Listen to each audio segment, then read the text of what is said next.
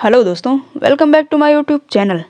अगर आपको ये बोला जाए कि ब्रिटिशर्स ने इंडिया को डेवलप किया, रेलवेज दी, मॉडर्न एजुकेशन दी, तो आप क्या कहेंगे? पर सोचने वाली बात यह है कि इंडिया जो कि 1700 शताब्दी में दुनिया का सबसे अमीर देश था, वही 1947 में सबसे गरीब देश बन गया। आज हम देखेंगे ब्रिटिश राज के असली सच को, जो आपको स्कूल्स में पढ़ने को नहीं मिला। चैप्टर 1, ब्रिटिशर्स ने इंडिया को सिविलाइज्ड बनाया। 1750 तक इंडिया दुनिया का सबसे बड़ा मैन्युफैक्चरिंग हब था। टेक्सटाइल, स्पाइसेस से लेकर शिप बिल्डिंग तक सब में टॉप। नालंदा और तक्षशिला जैसी यूनिवर्सिटीज़ भी दुनिया भर के सारे स्टूडेंट्स को अपनी तरफ अट्रैक्ट करती थी। ब्रिटिशर्स के आने से पहले इंडिया का जीडीपी 25% था, और लेकिन बाद में ये सिर्फ 3% रह गया। विलियम डिग्बी का एक कोट है, ऐसा लगता है जैसे राक्षसी शक्ति इस देश में फैल गई हो और इससे महामारी की तरह तबाह कर रही हो।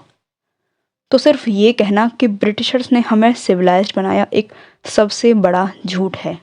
चैप्टर 2, ब्रिटिश लूट सिस्टम। दादा भाई नौरोजी ने बताया कि कैसे ब्रिटिशर्स हर साल इंडिया से पैसे लेकर यूके में भेजा करते थे। इंडियन फार्मर्स और ट्रेडर्स से 80 से लेकर 90% तक के टैक्सेस लगाए गए।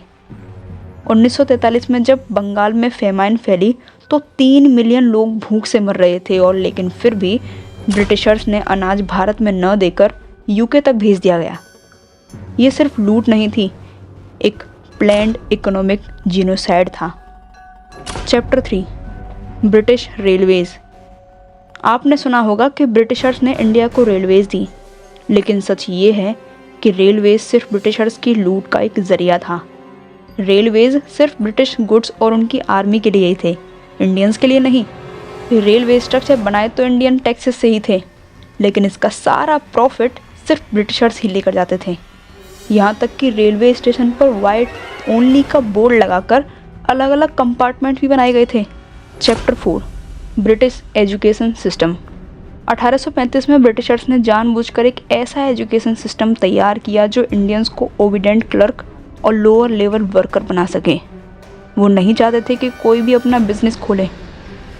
इंग्लिश को सुपीरियर और इंडियन लैंग्वेज को इन्फीरियर बताया गया। एशियंट, आयुर्वेदिक, एस्ट्रोनॉमी, वैदिक गणित और अर्थशास्त्र जैसे नॉलेज सिस्टम को इग्नोर किया गया। इंडियन हिस्ट्री को जानबूझकर खत्म किया गया।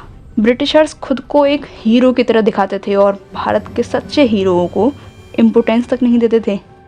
भारत में कुछ जॉब मिलिट्री बनाई गई ताकि इंडियन सिर्फ उन्हीं के लिए नौकरी कर सकें। अब सोचने वाली बात यह है कि अगर एजुकेशन सिस्टम इतना ही मॉडर्न है तो भारत में बिलियनर्स और इनोवेटर्स की संख्या इतनी कम क्यों है? ज़्यादातर लोग सिर्फ गवर्नमेंट जॉब के पीछे ही क्यों भागते हैं? Chapter 5, divide and rule. 1857 की क्रांति में हिंदू और मुस्लिम एक साथ मिलकर ब्रिटिश सरकार के खिलाफ लड़े, जिसकी कमान बहादुर शाह जफर ने संभाली। ब्रिटिशर्स को ये डर था कि कहीं हिंदुस्तान एक ना हो जाए, ये हिंदू और मुस्लिम मिलकर एक अपनी ही कम्युनिटी ना बना लें।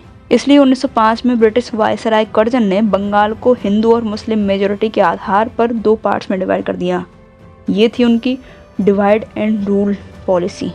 लेकिन बाद में बंगाल के लोगों ने इसका प्रोटेस्ट किया, स्वदेशी आंदोलन चलाए गए और 1911 में ये पार्टीशन वापस ले लिया गया। उन्होंने हर संभव प्रयास किया जिससे हिंदू और मुस्लिम के बीच में कॉन्फ्लिक्ट्स आ सकें, और देखते ही देखते ये कॉन्फ्लिक्ट्स एक बड़ी पार्टीशन के रूप में भी दिखा। एंड ऑफ ब्रिटिश राज। 1947 में हमें इंडिपेंडेंस तो मिल गई, लेकिन क्या ब्रिटिश राज का इन्फ्लुएंस सच में ख़त्म हुआ? आज भी हम वही एजुकेशन सिस्टम, वही लीगल सिस्टम, वही डिवाइड एंड रूल का पॉलिटिक्स देख रहे हैं। क्या आपको सच में लगता है कि आप आज़ाद हैं उस ब्रिटिश रूल से, उनके दिए गए इस माइंडसेट से? कमेंट में ज़रूर बताएं। और अगर आपको ये वीडियो अच्छी लगी हो तो चैनल को सब्सक्राइब करें। मिलते हैं नेक्स्ट वीडियो में। Thank you.